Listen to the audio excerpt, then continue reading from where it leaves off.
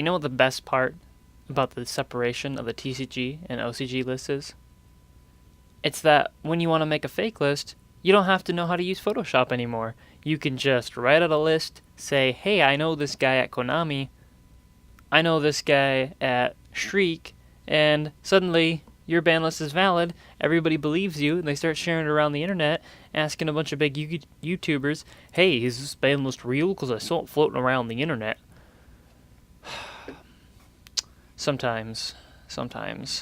No, the TCG list isn't going to be leaked. Get over it. There's the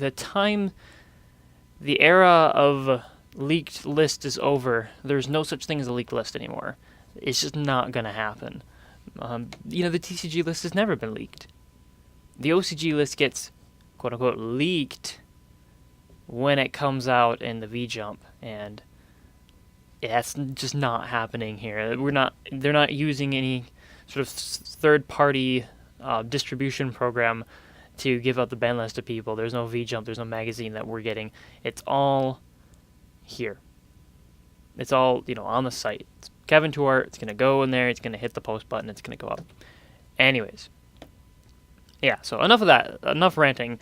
Article Aftermath today. Yeah, last week wrote an article on... What was it on? I don't remember. Oh yeah, Side Deck Theory supplementing Backrow removal. This is actually something that I've talked about all year long, and I figured it's close to the end of the year, I need to kind of wrap things up and discuss how we do certain things. And I was going to have a third part talking about counter-sighting against monsters.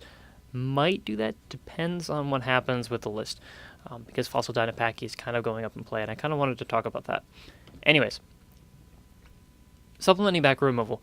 What this means is when your deck has a certain number of ways to counter cards that are just going to shut down your deck. I'm talking like if you're playing Dragon Rulers and your opponent's got Imperial Iron Wall or Macrocosmos. Your deck has a certain number of ways to play around that before you just shut down completely. And in the meantime, you're still going to be shut down completely. And most of the time, during games 2 and 3, that's going to be your triple full set of Typhoons.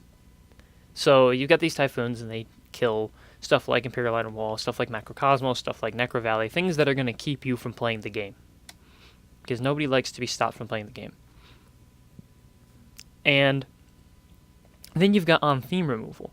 You've got your blasters. You've got your Dracossack. The issue you run into is when those sided cards stop your on-theme removal, like Imperial Iron Wall doesn't really stop blaster. Macrocosmos does. Iron Wall kind of prevents you from going to Dracossack, though. So if you can't resolve a blaster and you're like, hey, I'll just go to Dracossack, well, you're going to have a hard time doing that with Iron Wall on the field.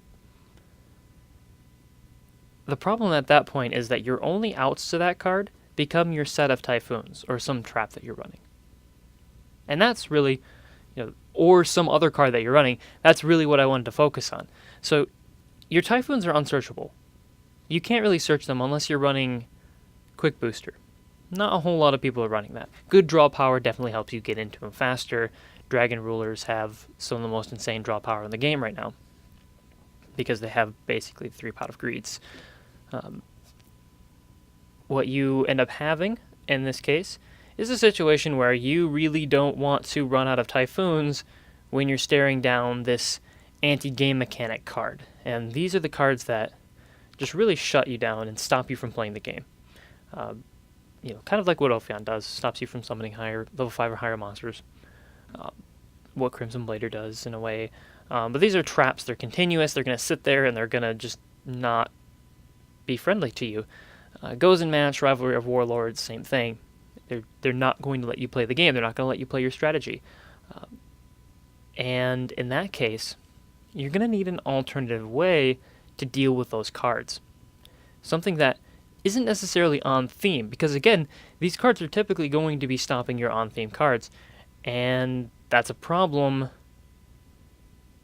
because if those are your only outs, especially in games 2 and 3, if you don't side in your Typhoons, they're gonna, if you're playing Boojins, let's say, and they flip a Light Imprisoning Mirror, how exactly are you going to get that Light Imprisoning Mirror off the board if you don't have Typhoons right there? And you're just going to basically sit there and not do anything because you can't really do anything. Even a card like Mistake, which doesn't actually stop something like Centipede or Quillen, will still prevent you from searching them and prevent you from probably triggering them. And the same thing can be said for DNA Surgery, which is going to turn your Beast Warrior into a whatever and prevent you from being able to use your Graveyard Bujin's effect. In other words, you're going to need more than Typhoon, and a lot of decks do this, and there's definitely a lot of options out there, depending on what you want to side into. Game 1, Typhoons are great. Awesome. In fact, you can maybe even get away with not running Typhoons, depending on what your trap lineup is. Things like Raigeki Break and Phoenix Wing Blast are very popular among Dragon Ruler players, as well as Spellbook players. But I talked about a lot of different and additional options. Stuff like Dust Tornado, Twister, Wild Tornado even. Someone mentioned, what was it? Chain Whirlwind, and that's actually kind of interesting. I didn't even think about that. I remember seeing this card when it first released, and you can activate it when a card on the field is destroyed by a card effect, and then you can select 2 spell trap cards on the field and destroy them. So that's very possible to activate it many, many different times. And certainly there's a lot of decks that are going to trigger this pretty frequently, and you'll want to use that against them. And I'm thinking actually of trying to use this against Gravekeepers, because they're very frequently going to go into a Descendant, pop your card, or when that new counter trap comes out, they'll be doing the same thing, and then you can flip this and take out 2 of their spells and traps, usually their field spell and something else. And of course, this being a supplement to Typhoon, because you really do want to take out their field spell when they activate it. As someone such as a Trap Eater, I was thinking about that lately as well, potentially being an option. It's good against basically everything that isn't Macrocosmos, and Macrocosmos being limited is pretty cool, I think. But it doesn't really synergize with a whole lot, but it does. I guess it does give you a level 4, which is kind of cool. You can Xyz with it. Someone was talking about Breakers. I used to run Breakers all the time when Trunade was limited, and we didn't have Heavy Storm, and Breakers were really cool. They definitely forced your opponent into activating cards early. They were sort of like Lilas. I didn't really play them necessarily like a Lila.